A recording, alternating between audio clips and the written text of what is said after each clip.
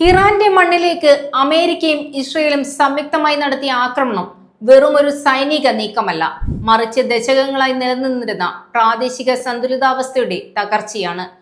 ഈ സ്ഫോടനാത്മക സാഹചര്യത്തെ ഏറ്റവും കൂടുതൽ ആശങ്കയോടെ നോക്കിക്കാണുന്നത് തുർക്കിയാണ്. നാറ്റോ അംഗമായിരിക്കെ തന്നെ ഇറാന്റെ തകർച്ച തങ്ങളുടെ അതിർത്തികളെ എങ്ങനെ ബാധിക്കുമെന്ന ആകുലതയിലാണ് തുർക്കിയുടെ തലസ്ഥാനമായ അങ്കാറ.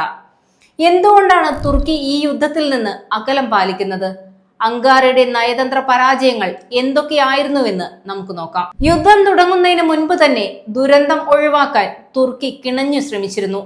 ഇറാന്റെ ആണവ ചർച്ചകൾക്കായി ഇസ്താംബുളിനെ ഒരു സ്ഥിരം വേദിയായി തുർക്കി നിർദ്ദേശിച്ചു. ഇതൊരു വെറും മീറ്റിംഗ് ഓഫർ ആയിരുന്നില്ല.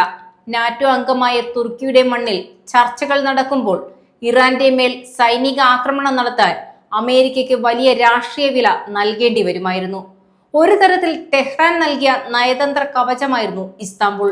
എന്നാൽ അങ്കാറയെ നിരാശപ്പെടുത്തിക്കൊണ്ട് ഇറാൻ ചർച്ചകൾ ഒമാനിലെ മസ്കറ്റിലേക്ക് മാറ്റി.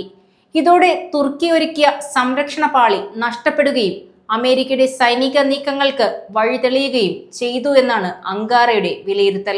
ഇപ്പോൾ യുദ്ധം ഇറാനിൽ നിന്ന് ഇറാഖിലേക്ക് പടരുമോ എന്ന ഭീതിയിലാണ് തുർക്കി. ഇറാഖിലെ അസ്ഥിരത തുർക്കിക്ക് വെറുമൊരു അയൽപ്പക്ക പ്രശ്നമല്ല, മറിച്ച് ആഭ്യന്തര സുരക്ഷയ്ക്കുള്ള നേരിട്ടുള്ള ഭീഷണിയാണ്. കഴിഞ്ഞ 30 വർഷമായി ഇറാഖിലെയും സിറിയയിലെയും പ്രതിസന്ധികൾക്ക് തുർക്കി വലിയ വില നൽകിയിട്ടുണ്ട്. പ്രത്യേകിച്ച് ഇറാനിയൻ കുർദിസ്ഥാനിലെ PJAK പോലുള്ള ഗ്രൂപ്പുകളുടെ നീക്കങ്ങൾ തുർക്കി സൂക്ഷ്മമായി നിരീക്ഷിക്കുന്നുണ്ട്.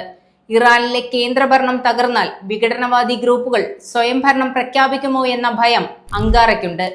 ഇറാഖിലും സിറിയയിലും സംഭവിച്ചതുപോലെ ഒരു വിഭജനം തന്റെ അതിർത്തിയിൽ ഉണ്ടാകുന്നത് തടയുക എന്നതാണ് തുർക്കിഷ് പ്രസിഡന്റ് റജബ് തയ്യിപ് എർദോഗന്റെ പ്രഥമ ലക്ഷ്യം. ഇറാന്റെ പരമോന്നത നേതാവ് ആയത്തുള്ള അലി ഖമേനിയുടെ മരണം ആ രാജ്യത്തെ ഒരു വലിയ പരിവർത്തനത്തിലേക്ക് തള്ളിവിട്ടിരിക്കുകയാണ്. ബാഹ്യശക്തികൾ ഇടപെട്ട് ഇറാനിൽ ഒരു ഭരണമാറ്റം കൊണ്ടുവരുന്നതിനെ തുർക്കി ശക്തമായി എതിർക്കുന്നുണ്ട്.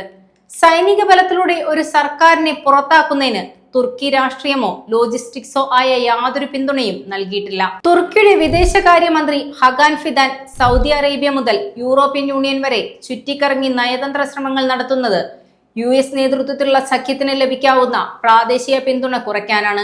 ഇറാൻ ഭരണകൂടം തകർന്നാൽ അത് മേഖലയിലാകെ അരാജകത്വം സൃഷ്ടിക്കുമെന്ന് തുർക്കി ഭയപ്പെടുന്നു. നിലവിൽ യുദ്ധത്തിന്റെ സാമ്പത്തിക പ്രത്യാഘാതങ്ങൾ തുർക്കിയെ ശ്വാസം മുട്ടിക്കുന്നുണ്ട്. കുതിച്ചുയരുന്ന എണ്ണവില തുർക്കിയുടെ കറണ്ട് അക്കൗണ്ട് കമ്മി വർദ്ധിപ്പിക്കുകയും പണപ്പെരുപ്പം രൂക്ഷമാക്കുകയും ചെയ്യുന്നു. കൂടാതെ ടൂറിസം വരുമാനത്തിലും ഇടിവുണ്ടായേക്കാം. എന്നാൽ ഇതൊന്നുമല്ല അങ്കാറയെ അലട്ടുന്ന വലിയ പ്രശ്നം. അത് വരാനിരിക്കുന്ന വലിയ കുടിയേറ്റമാണ്. ഇറാന്റെ ആഭ്യന്തര സുരക്ഷ തകർന്നാൽ ലക്ഷക്കണക്കിന് അഭയാർത്ഥികൾ തുർക്കി അതിർത്തിയിലേക്ക് ഒഴുകിയെത്തും.